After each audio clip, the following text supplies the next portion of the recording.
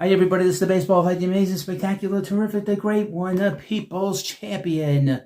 Your host, I welcome back to the Baseball Head 3, and hopefully you like this video and hit that subscribe button. So we're back here. One of the things I've talked about for many years, either here or on the other channels, is how the sports media had the same kind of attitude towards the public.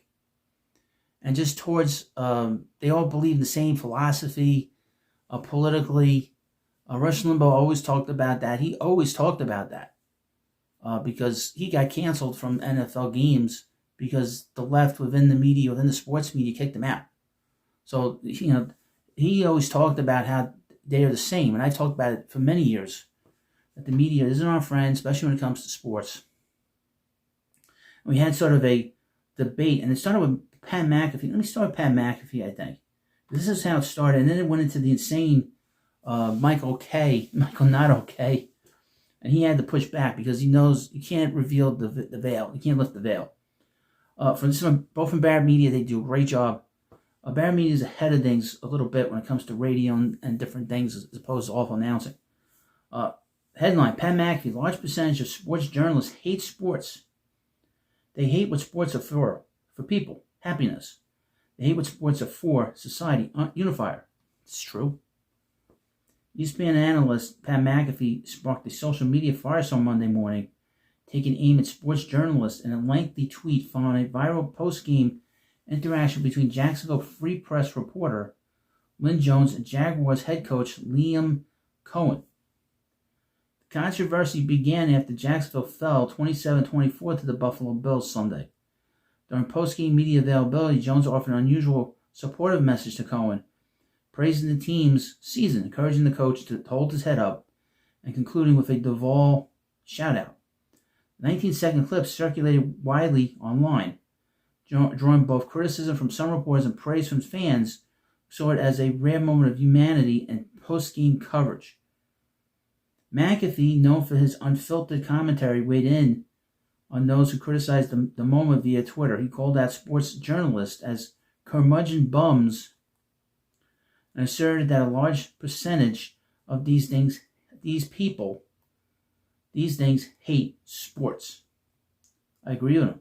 In his post, McAfee argued that many reporters view sports as a vehicle for personal advancement rather than a source of joy or societal connection. I would mention it's also a distraction for what's really going on. He wrote that some are political journalists by nature who've preyed on sports because they saw it as an easier path to make it. Right on. They hate what sports are for, people, happiness. They hate what sports are for, society, unifier, wrote McAfee. We as a society have to stop taking these particular humans seriously. Their opinions and thoughts are coming from a place of wanting to destroy sports. Isn't that the truth? How many commies, folks, are journalists in sports? Sure, a lot. Sure, a lot of them. They don't like the people. They don't like the sports. McAfee continued by saying, sports are the greatest thing on earth. These mother effers have no idea and will never get it. He also praised Jones' question, saying it highlighted how Cohen, a man who might be a GOAT when he's done, responded with class and humility during a difficult moment. The tweet quickly went viral, reigniting the debate over professionalism and tone in sports media. Critics argue that reporters covering games have limited time to ask questions. They also said that injecting fandom into post-game interactions can blur journalistic lines. If you are like a person that is a fan, and like myself, you can do both. You can do praise and you can do criticism and have it be fun, okay? But the problem is that a lot of times you find these people, the journalists, they do the interviews, it's either really, really boring and they talk about stuff that's not important, or they just have like a general bad attitude, But most of the time they have to suck up to the athletes, so that coverage. That's another thing you got to keep in mind. This woman was just a reporter. I guess she's not there much, and she just wanted to say something nice. Supporters counted that media often take themselves too seriously, and that small moments of encouragement like Jones Turpins remind audiences that sports coverage doesn't always need to be adversarial. No. And, sometimes, in that moment, especially if you're a fan, sometimes you got to look at the big picture. McAfee's comments underscore the ongoing tension between journalists' roles as critics and their connection to the games and communities they cover. McAfee has never shied away from his criticism of traditional media, while his program has seen rise in the digital sports media space. Now, I've talked a lot on this channel about the old media for forever, have caused all kinds of trouble for the fans, and have caused all kinds of trouble for teams, where they put themselves in the middle of these stories and makes things worse. I mentioned in other videos many, many years ago, Tom Seaver. Tom Seaver got traded because Mets ownership and the media basically pushed him out of town. Mets didn't want to pay him, and the media basically belittled Seaver's wife and got him to basically tell him, get me the hell out of here. And they traded him. And that destroyed the Mets franchise for almost 10 years.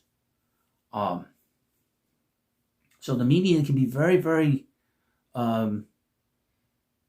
conniving, very troublemaking. They love to make trouble. Now, ESPN New York's Michael Not Okay had this to say. He has to push back because they don't want the veil being ripped off. You can be both. You can be positive and you can be critical. You can have that balance. I have that, I think. But I'm not in the media. I'm a pretty reasonable person, believe it or not. Headline, ESPN New York's Michael K. pushes back on strong criticism of sports journalists by Pat McAfee. Quote, people want to do their job and ask why you went for it on 4th and 2. That means they shouldn't be taken seriously. So it's all supposed to be rah, rah, rah. Hey, great, where are my Jaguars? I don't agree with it. Yeah, but you can have balance during a press conference. And why should this one woman have to worry about what kind of questions she asks when she has to go at the end of a game, after a game? ESPN New York host Michael K. pushed back Monday against Pat McAfee's recent criticism of sports journalists, offered a measure but pointed defense of traditional reporting while acknowledging McAfee's growing influence with ESPN's media ecosystem. Speaking on the Michael K. Show, Not Okay addressed McAfee's viral comments that followed a widely shared post-game interaction between a Jacksonville Free Press reporter and Jaguars head coach Liam Cohen.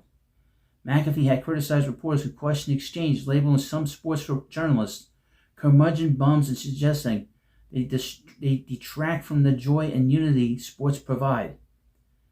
Well, if a lot of them are communists, they want to create trouble. Kay, a longtime broadcaster and former beat writer, said McAfee represents a powerful force in modern sports media. He said it's a force fundamentally different from traditional journalism. Part of it is that the sports fan is tired of this nonsense. And they've gone away from that and they've gone to other places, non-traditional places like Pat McAfee and different sports people. And that's why a lot of podcasts do well, because it's away from the system. But the problem now is, from when I started 5 years ago, when there was very few of the media here, the media is all over the place now. They're like roaches, okay? They're roaches. They're all over the place. And they're infecting everything and everybody. And they're gobbling up channels. They really are. They're gobbling up channels and taking them over. It's horrible.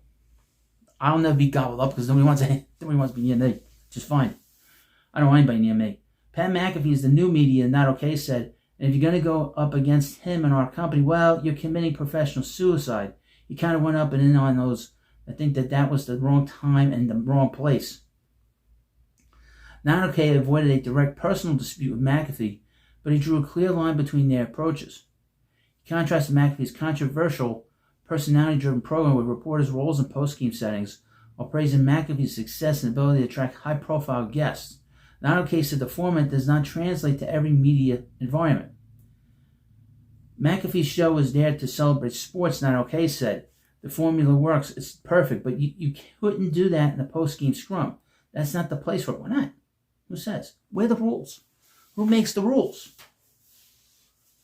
Does the press corps make the rules? I don't think so. I think an individual make the rules from person to person.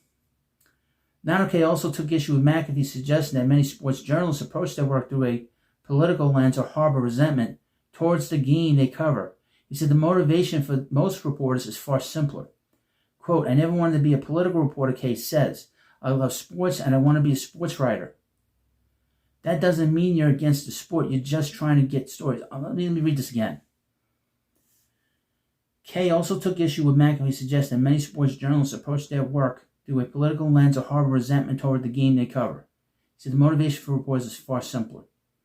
I would mention, 2020 cannot be forgotten.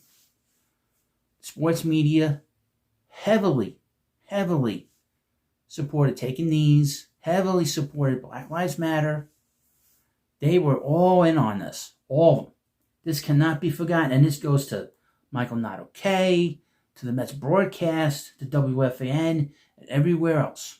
They all had to toe the line when the big media tells them to jump. We know how the big media, Mets broadcast went after Matt Shore for going to Charlie Kirk's funeral. They have bosses. And the bosses of the big social mainstream media.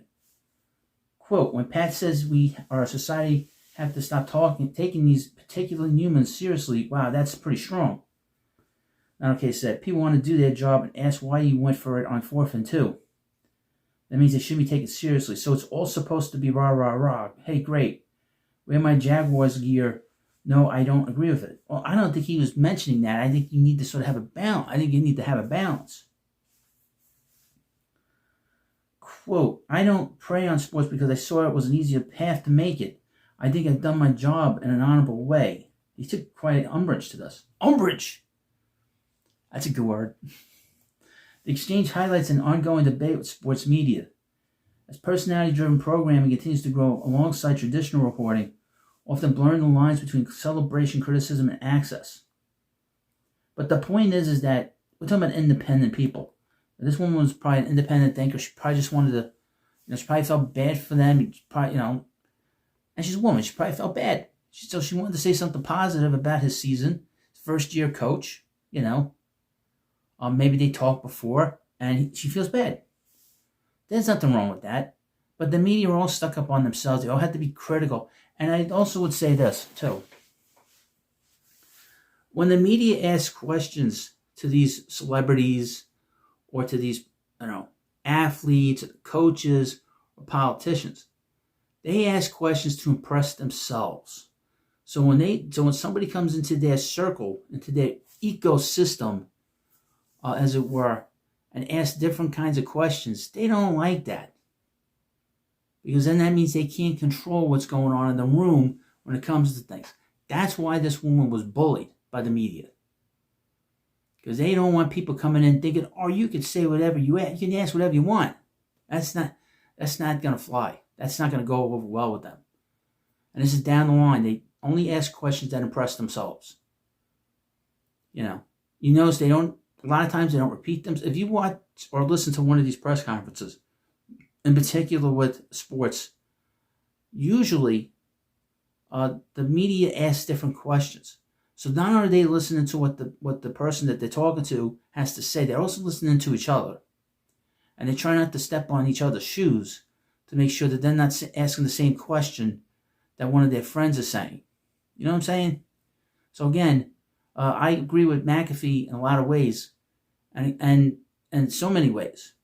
And these are people that couldn't make it in the big media. We know that there have been several people that have gone back and forth between the big media and the small media. Michael Strahan, Tiki Barber, Kurt Menefee, guys that have gone and done all of it, sports and hard news. So anytime one of these sports reporters can do hard news, don't doubt me. Mike Lupica, the writer, the sort of washed up writer, he's done stuff like that. He's talked about sports. He's talked about politics. He's spouting out all kinds of stuff on X. Nobody cares. At this point, he's washed up. Just using him as an example. They'll go back and forth. And they have bosses that tell them what to do. They all do. Every one of them. The host doesn't, thankfully. But let me know what you think about this video. And of course, this is the Baseball Hut 3. Hopefully you like this video, and I'll see you later.